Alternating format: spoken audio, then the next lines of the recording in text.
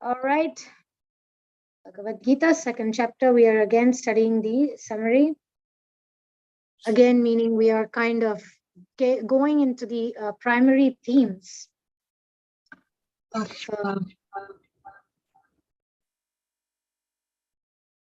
the chapter. My internet may not be very good, so I may go on and off the video, so please don't mind. But because it's more important that I show you the verse than my face. The verses. Okay. Can you hear me clear? Am I audible? Yes, fine.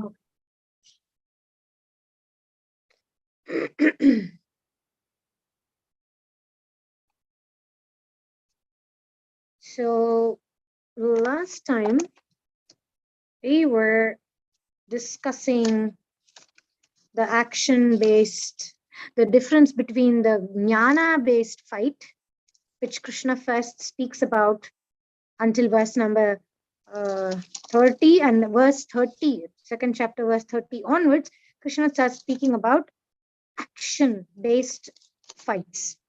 So when in our life, in our life, understanding alone is not enough. Sometimes we need to fight for certain right things to come by our way. It could be marrying the right person. It could be leaving the wrong person. It could be fighting for our rights on so many different levels. And so today we will be studying, the famous verse.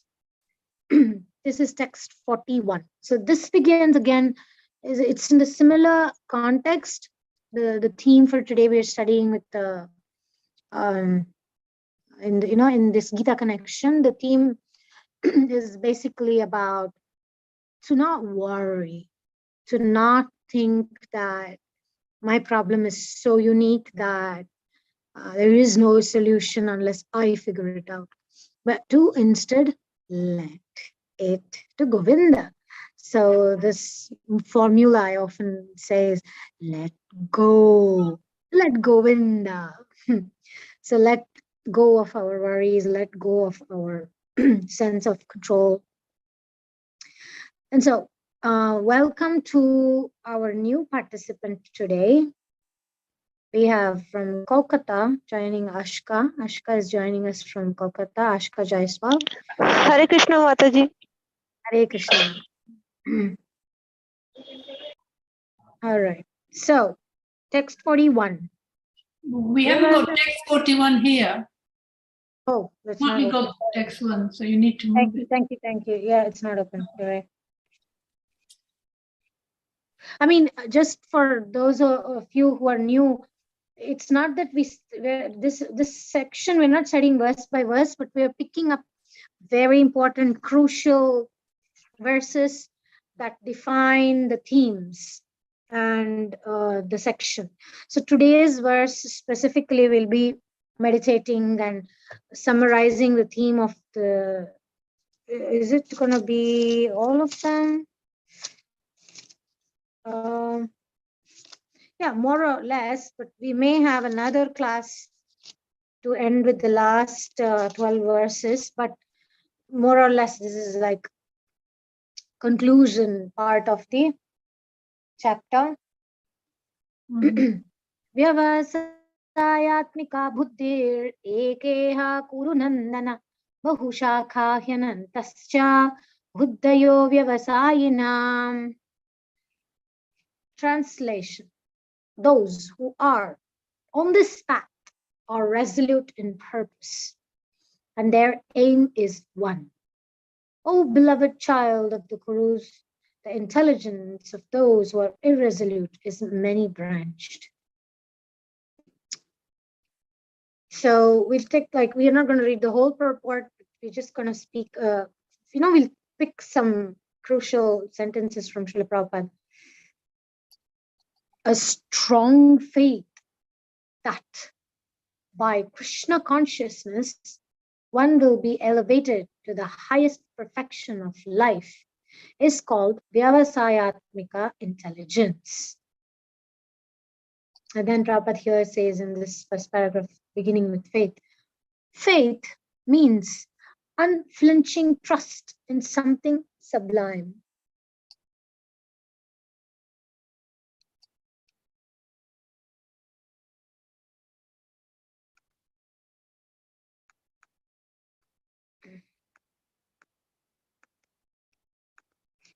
Radha Govinda?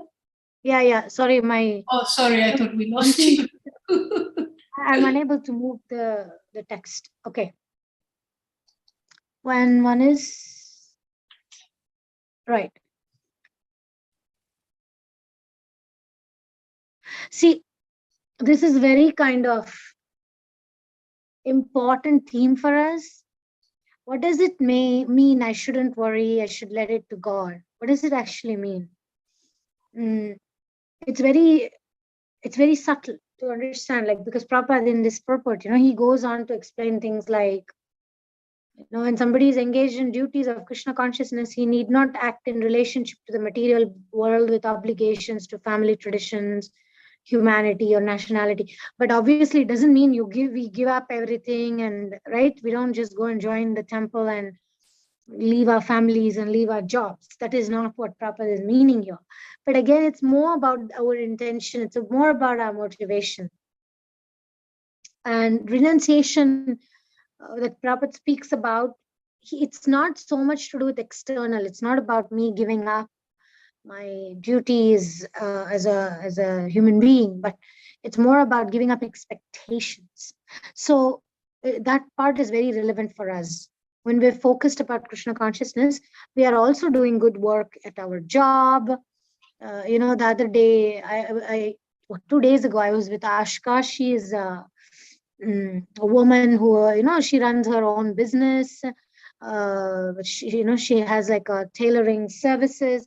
And I was like impressed how she is managing the duties of her, like the parents don't let her complete freedom to just do anything. But at the same time, she also has that ability to manage, balance things, be Krishna conscious, do her job. So I was very, it's a good example of somebody who is trying to balance. It's not like, oh, my parents at home are not very supportive, so I leave the parents and become Krishna conscious. No, becoming Krishna consciousness is actually something internal. It's not so much about external. Renunciation doesn't mean externally abandoning our duties. So the resolute purpose of a person in Krishna consciousness is based on knowledge. See, sometimes even knowledge, somebody can be in knowledge with tamaguna. The tamaguna knowledge is, again, it's like destroy everything, destroy family. I don't care about anybody, anything, just destroy everything. That's not knowledge. It can be knowledge, but it's knowledge in the mode of ignorance. Knowledge in the mode of passion is, no, everybody else is wrong, I am right, what I do is right. Because Prabhupada said this, and picking up certain quotes that supports what we want. But knowledge in Sattva-guna is balance, being balanced. So, and Prabhupada gives that analogy here in this purport also. When one root waters the root of a tree, then the whole plant gets water. So the same thing by acting Krishna conscious, meaning if we act with detachment to the results, not only detachment to the result, we can expect results, but detachment to enjoy the result. We've been speaking about this for a few weeks now. To detach from enjoying the result of the actions. And that shows faith. That Krishna will give me what I need, and I'm grateful, I am happy, I'm enjoying the current moment, but I'm not waiting to enjoy the results of some action, but having that faith that Krishna knows my needs, Krishna knows my difficulties, and Krishna can give me the strength. And when it doesn't happen is the whole discussion that comes up. The So you see, in this purport, Prabhupada basically focuses on we can become that resolute, focused devotees by serving the spiritual master. Because the spiritual master can tell us, do this, don't do this. So the whole Prabhupada says that whole process of depends on soul, of the knowledge of the soul beyond the conception of the body, not theoretically but practically. So another verse of Bhagavad Gita is Yat Karoshi Yadashnashi Yajjohosi Dadasya Yat Tapassasvi Kaunteya Tat Kurushvama Darpanam. So Krishna says in the Gita that whatever you do, whatever you eat, whatever you give away, whatever sacrifices you perform, do that in Krishna. We don't do it for the sake of pleasing the society. We don't do it for the sake of displeasing somebody, but we do it to please Krishna. We do it as an offering to Krishna. And sometimes those may be actions we don't like so much. Maybe doctors who have to check the mouth of people all day. And sometimes we may not feel up to it. Am I right, Dr. Khushbu? It's not like every day we are super enthusiastic to, but we do it. And when you do it in the consciousness that this is my duty and I'm offering this to Krishna, then that's devotional service.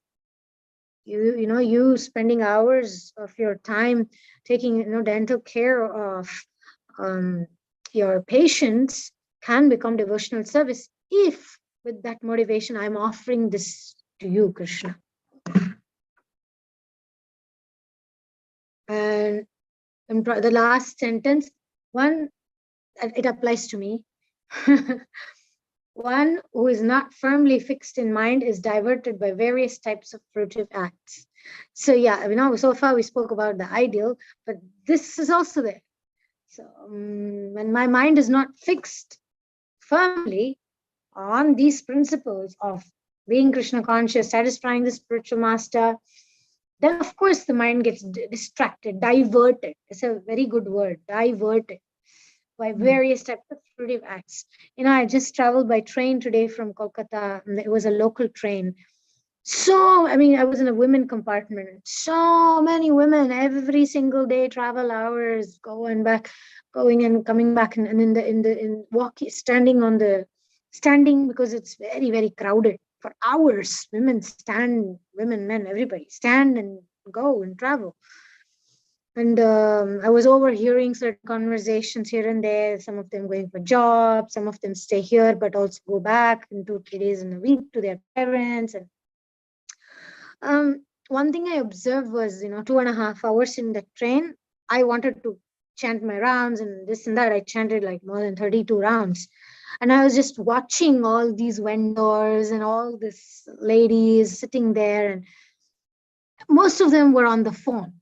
And the interesting thing was some of these people are villagers, they were just watching some video game. And I was like, I wanted to really look at the lady's face, because usually video game is something young people play.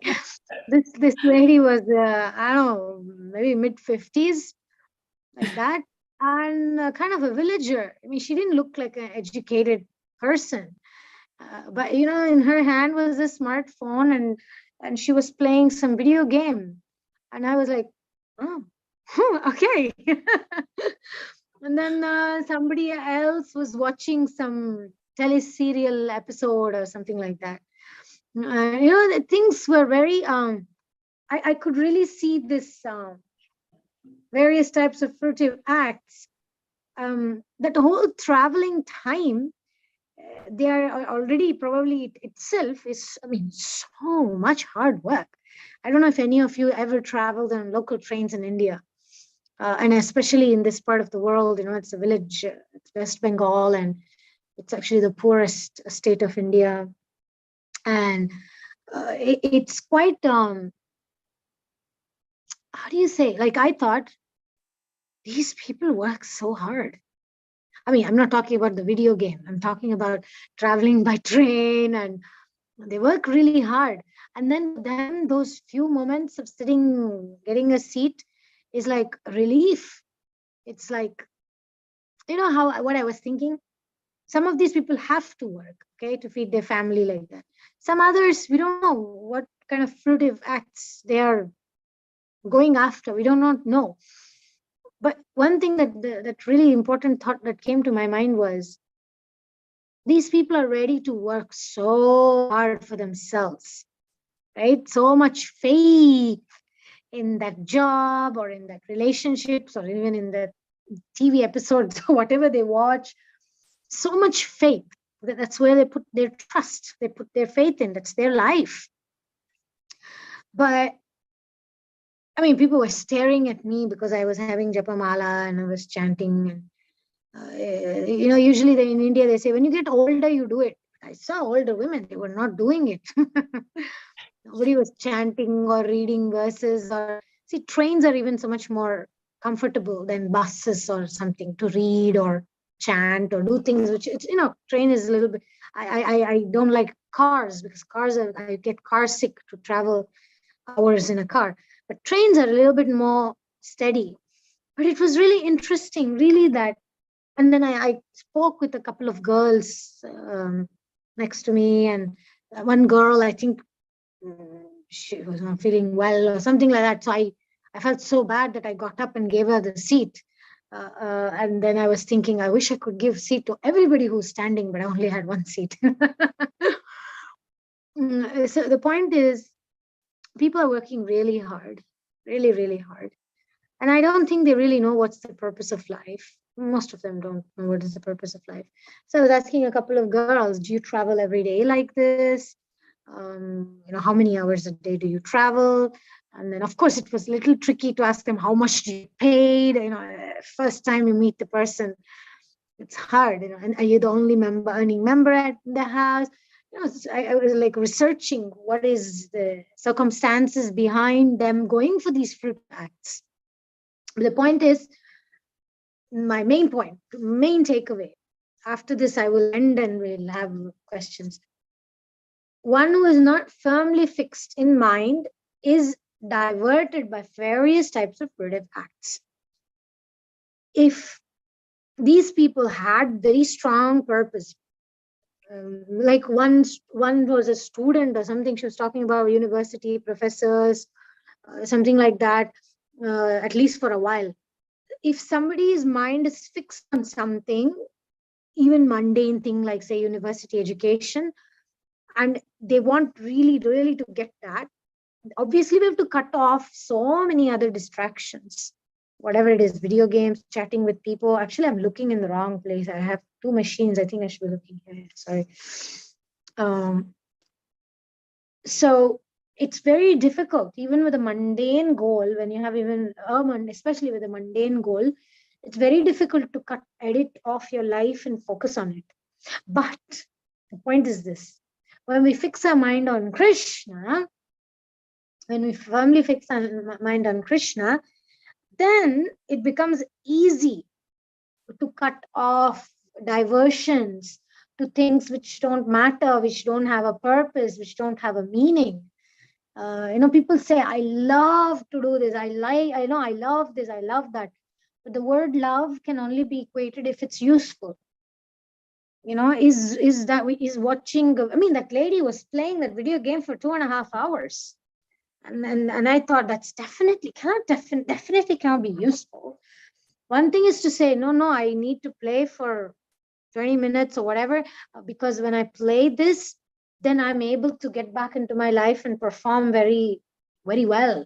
Those 20 minutes of that particular game activates my mind. It's useful for me. Then, okay, I understand. But when people are diverted by various types of distractions, it means that there is nothing purposeful, meaningful in their life they're looking to.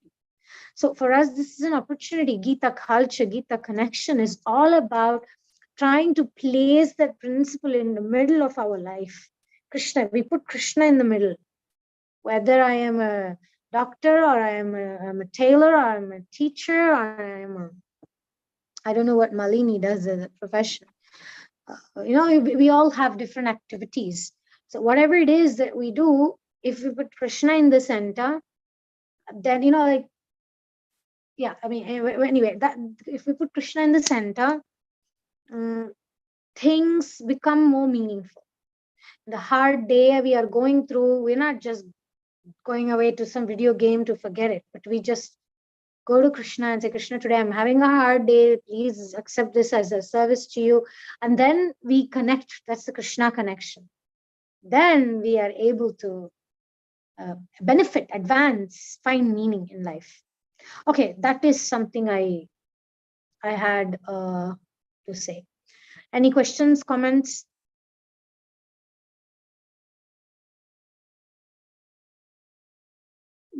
I can stop the screen share if... You said something about that this text 41 is about Krishna actually reassuring and saying, do not worry. Yeah? Was that particularly that text that was your word? Okay, let's read the translation again. Those who are on this path, means of Krishna consciousness, are resolute in purpose, and their aim is one. O beloved child of the Kurus, the intelligence of those who are irresolute is many-branched. So, resolute in purpose. For us,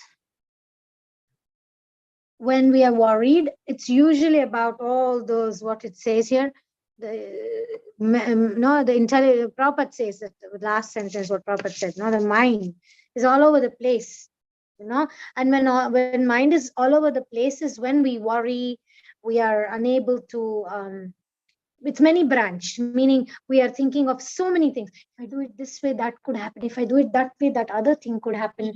I think I'm very bad at this, but the other person also didn't do the right thing. You see what I'm saying? It's like the focus, the main goal is not on, okay, what does Krishna want me to do in this situation? And like, something happened today and I have my little Gopal deity, right? So I was a little bit confused. And so I just pulled him out. I held him in my hand and I said, you please help me decide. And then, stay still. No, listen to that one pointed thing. What is my one pointed thing? What should it be? I'm not saying it is, but I'm just saying, what should be my one pointed thing? What is Krishna's will? What Krishna wants me to do in this circumstances, in this other circumstance. That is the purpose. That's the solution. What does it mean for me to say, let go and let God? Don't divert my intelligence, my capacity, my thinking process. Don't dig everywhere. Don't dig here and there and there, and then you'll get water nowhere. Dig in one place, and that one place is Krishna, is the connection with Krishna. Does it make sense? Yeah, I thank you, Deepa, because I didn't conclude it like that, but that's the point.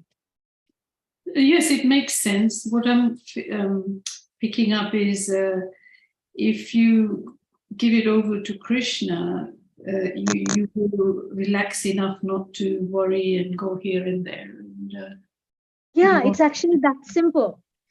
When we don't know what to do, we just hand it over to the Lord, and we don't fret and frown and pull our hairs and roll on the ground and try to jump off a cliff. It's very, sometimes we feel to do all that.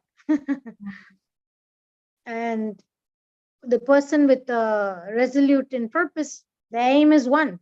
Whether I'm feeling miserable, whether I'm feeling happy, I'm feeling confused, I go to Krishna. Yes, the mind will do all these things all over the place. This could happen, that could happen. If you don't do this, this will happen. If you do, it will go everywhere. We bring it and we hand it over to Krishna. Especially when you're in a public space, it's very hard. I find it very difficult then if I'm alone in that, I can do it. But if I'm in a public place, I kind of tend to forget Krishna. Yeah, because there are so many triggers, right? There are so many people around. Expectations of people, my needs to please people, get validation from people, my need to show that I am good enough, I'm worthy, I'm here. So we usually kind of get this, many branched. We become, instead of thinking what Krishna wants me to do here, we're thinking, how do I make an impression with this person? How do I get that? How do I get this? No, we start controlling.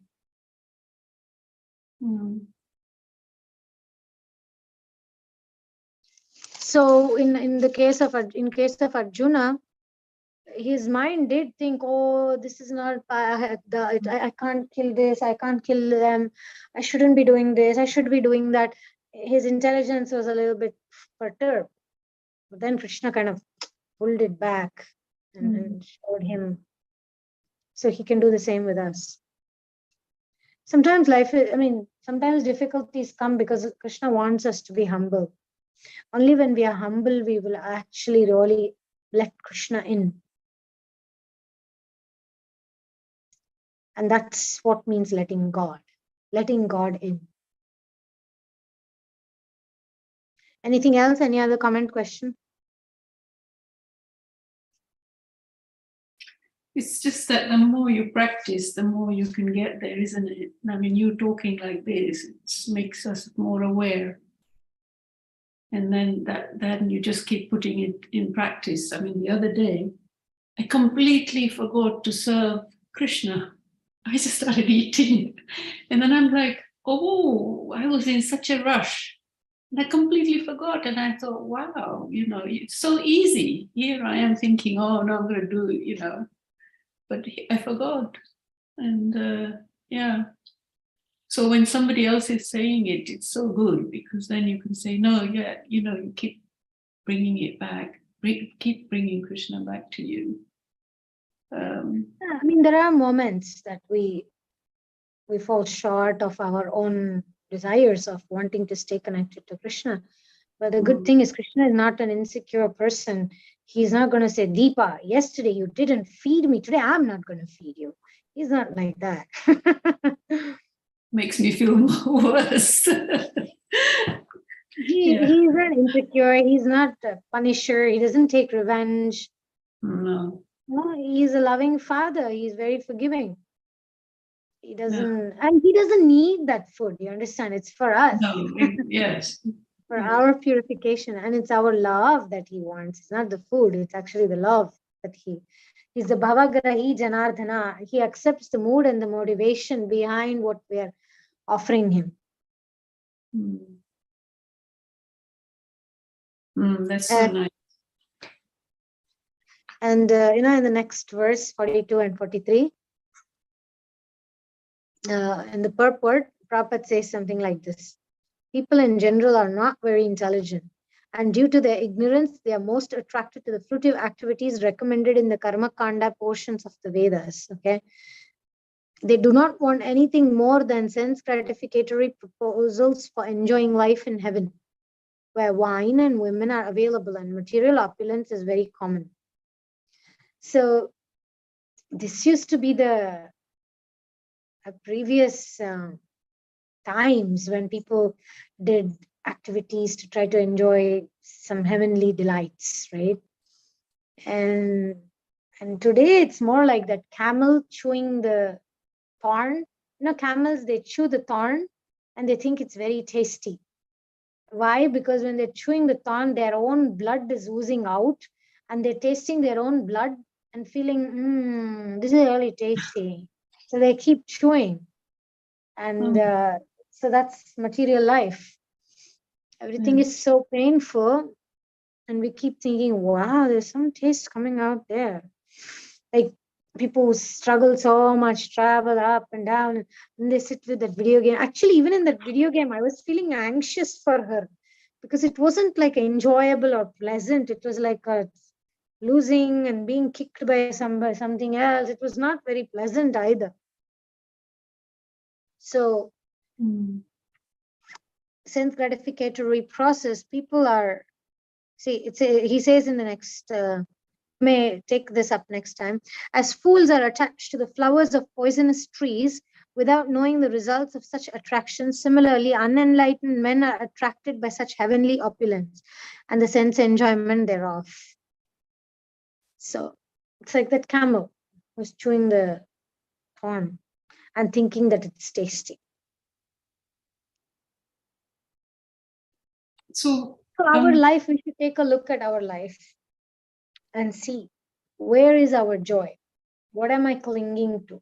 What gives me pleasure? And is that pleasure worth the pain we go through? But the other side to that is it's also frightening not to feel the desire or not to feel that pleasure. It's frightening, is equally frightening. What you're saying, do it this way, whatever you're saying, and then you try and do the opposite. And I think you have to go through a lot of void before you can come to the other end. But it's all equally frightening when there is less desire, when you get to a point when you're not enjoying. I think enjoyment is not the problem, meaning Krishna can give us enjoyment. It's not that, there are happinesses in life. Motherhood, you do enjoy moments. There is enjoyment. When you're in love with the person, you do things for that person. It's enjoyable. Krishna consciousness is not against enjoyment. It's not about do just torture, just do austerities. That's the way of Krishna consciousness. There is joy, but the idea is there is higher joy. When we do it for Krishna, the happiness, the joy is based on something nobody can take it away from us. But the mundane pleasures that, like you say, sometimes I have material desires, right? And those material desires are like, and then I try to get it, I'm chewing the thorn. And then that blood is tasty. And I keep thinking, oh, it's worth it. So in spiritual life, it's I may have desires. I may have desires to whatever Prabhupada is saying here, such as it says wine and women. Well, for us it may not be that. Maybe something else, right? Opulence or wealth. So Krishna can give those things to us. And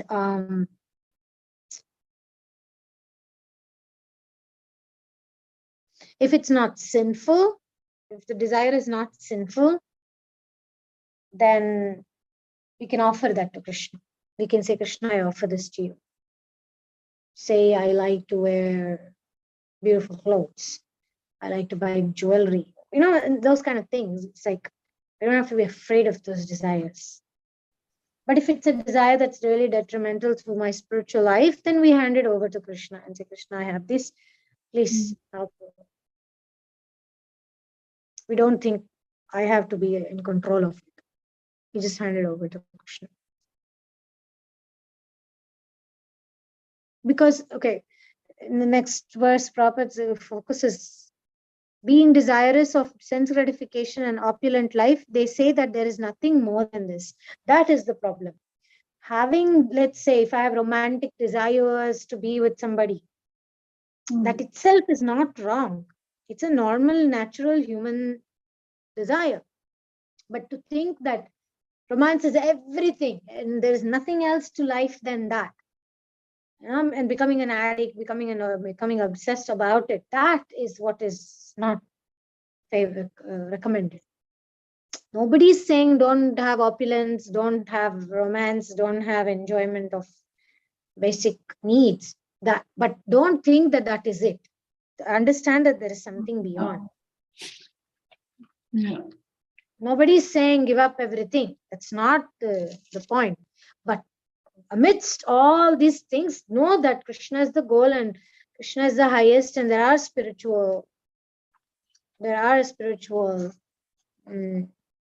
realms, and just wealth and opulent life and these kind of things is not the end all and be all. That's what Krishna is explaining to Arjuna. So the majority of people It's like that, isn't it? I'm not thinking beyond that. Yeah. Beyond what is here. And, because even Arjuna was thinking, how can I enjoy the kingdom after these people are dead and gone? So he was very worried about his enjoyment. Then Krishna is explaining that there is something beyond your enjoyment.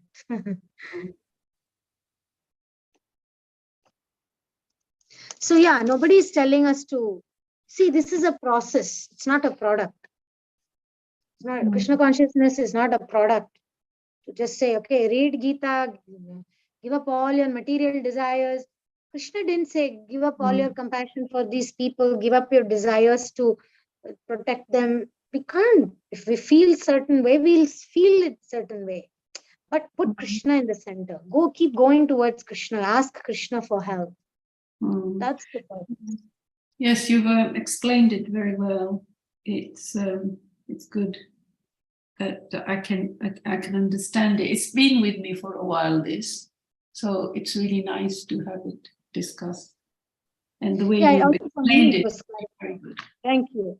No, you asked you asked the questions very appropriately relevant, because it boils down to this, that nobody's asking us to give up our desires. It's just we have been asked to look up and not keep looking here. No, not like that donkey with the carrot tied in front of him is thinking this carrot is everything. And he keeps running after that carrot. But he needs to understand that there's a bigger world. So I may be chasing my Maya. I may be chasing my material dreams and goals and desires and relationships which are not spiritual or whatever. But as long as there is understanding that what I'm doing is not end all be all, there is something beyond, then I can let Krishna in. And Krishna will provide us plenty of opportunities to do that introspection. Anything else?